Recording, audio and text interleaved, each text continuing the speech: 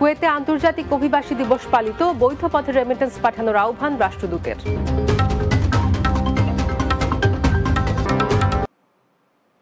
প্রবাসের অধিকার আমাদের অঙ্গীকার, বৈষম্যহীন বাংলাদেশ সবার, এ প্রতিপাদ্যকে সামনে রেখে কুয়েতে আন্তর্জাতিক অভিবাসী দিবস ও জাতীয় প্রবাসী দিবস পালিত হয়েছে। কুয়েত প্রতিনিধি আহজ জুবেদ জানান, দেশটির মিসিলা এলাকায় অবস্থিত বাংলাদেশ দূতাবাসের মাল্টিপারপাস হলে এ আয়োজন করা হয়।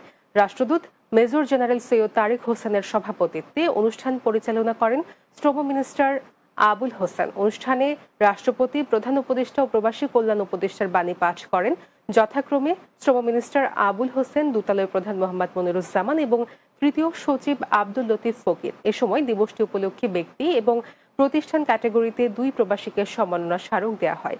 সর্বোচ্চ রেমিটেন্স প্রেরণকারী হিসেবে বাংলাদেশ বিজনেস কাউন্সিল কুয়েতের সভাপতি লুৎফুর রহমান মুখাই আলী ও জনতা জেনারেল ট্রেডিং কোম্পানির স্বত্বাধিকারী আলহাজ আবুল কাশেম এই সম্মাননা গ্রহণ করেন।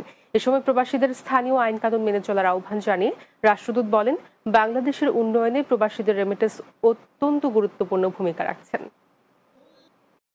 যারাই সরকার থাকে, আমি তাদের সাপোর্টের জন্য প্রবাসে যারা আমরা থাকি, আমরা রিমোটের যোদ্ধা হিসেবে পরিচিত। আমরা বৈধ পয়সা যে টাকা, বৈধ রাস্তায় যে টাকা পয়সা পাঠাই, একটা সম্মানিত হব, দ্বিতীয় আমাদের দেশ উপকৃত হবে। তারা কষ্টার্জিত বৈদেশিক মুদ্রা দেশে প্রেরণ করছেন এবং দেশের উন্নতিতে অবিরাম তাদের অবদান রেখে চলেছেন।